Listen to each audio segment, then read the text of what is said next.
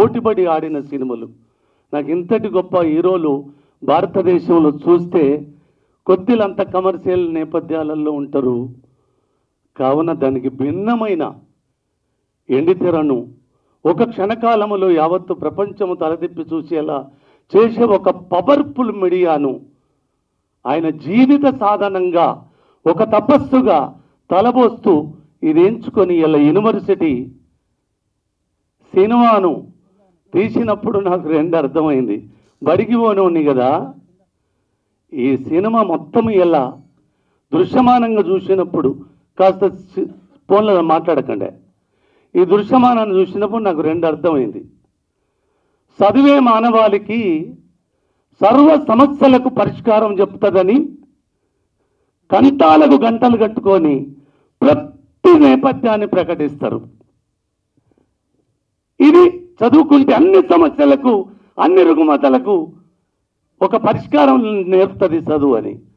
కానీ ఇలా అన్ని అవరోధాలకు ఈ విద్యనే కారణమవుతుంది. ఎట్లయితుంది? ఉద్యోగం వచ్చినోడికి ఆపిగా ఊపిరి జరుపుకునేందుకు.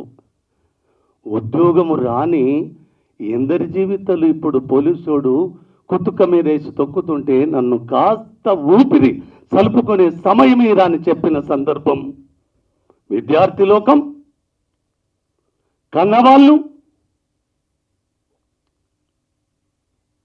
మనము నీతులు వల్లించడానికి చాలా గొప్పగా ఉంటాయి, కానీ ఆచరణకు వచ్చినప్పుడు కదా ఏదో రంపపు కోతకు గురయ్యేది.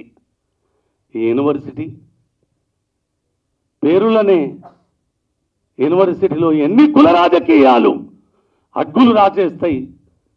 మెట్లకేటప్పుడే వీడు మనోడేనా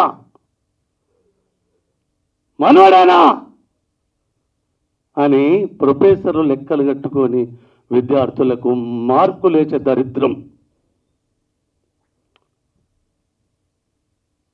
కార్పొరేట్ కాలేజీలకు పోతే మా బతుకులు ఫీజులు కట్టేందుకు ఇప్పుడు అతనికి ఒక మాట అన్నాడు, బతకడానికి రెండు, ఒకటి వేటాడి చంపుకొని బతకాలి, పశుపక్షాదులు పన్ను కోసుకొని తినాలి. ఇలా మానవుడు తన బిడ్డలను రక్షించుకోవడానికి తన వల్లంతా కోసుకొని అవయవాలను అమ్ముకొని మనగడ సాగించే పరిస్థితి. అన్నా, ఈ ఎండితెర నీ సినిమా సక్సెస్ కావాలని నేను మనసా వాచ కర్మన కోరుతున్నాను. దీనికి బలమైన ఇంధనం పబ్లిసిటీ, దీనికి బలమైన ఇంధనం విద్యార్థి లోకం, దీనికి బలమైన సాధన యూనివర్సిటీ ప్రొఫెసర్లు.